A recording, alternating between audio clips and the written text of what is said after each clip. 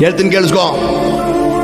ಇನ್ನೊಂದು ಕುಟುಂಬಕ್ಕೆ ಕೆಡುಕುಂಟು ಮಾಡಿ ನೋವು ಪಡಿಸುವವರಿಗೆ, ಇನ್ನೊಬ್ಬ ವ್ಯಕ್ತಿಗೆ ನೋವು ಪಡಿಸುವವರಿಗೆ, ಇನ್ನೊಬ್ಬ ಸ್ತ್ರೀಗೆ ಕೆಡುಕುಂಟು ಮಾಡಿ ನೋವು ಪಡಿಸುವವರಿಗೆ, ಸ್ವಂತ ಹೆಂಡತಿಗೆ ಕೆಡುಕುಂಟು ಮಾಡಿ ನೋವು ಪಡಿಸೋರಿಗೆ, ಸ್ವಂತ ಗಂಡನಿಗೆ ಕೆಡುಕುಂಟು ಮಾಡಿ ನೋವು ಪಡಿಸೋರಿಗೆ, ಸ್ವಂತ ತಂದೆ ತಾಯಿಗಳಿಗೆ ಕೆಡುಕುಂಟು ಮಾಡಿ ನೋವು ಪಡಿಸೋರಿಗೆ, ವಿಧವೆಯರಿಗೆ ದಿಕ್ಕಿಲ್ಲದವರಿಗೆ ಕೆಡುಕುಂಟು ಮಾಡಿ ನೋವು ಪಡಿಸೋರಿಗೆ, ಸೇವಕರಿಗೆ ಸೇವೆಗೆ ವಿರುದ್ಧವಾಗಿ ಕೆಡುಕುಂಟು ಮಾಡಿ ನೋವು ಪಡಿಸೋರಿಗೆ ಯಾವತ್ತು ಒಳ್ಳೆಯದಾಗಲ್ಲ.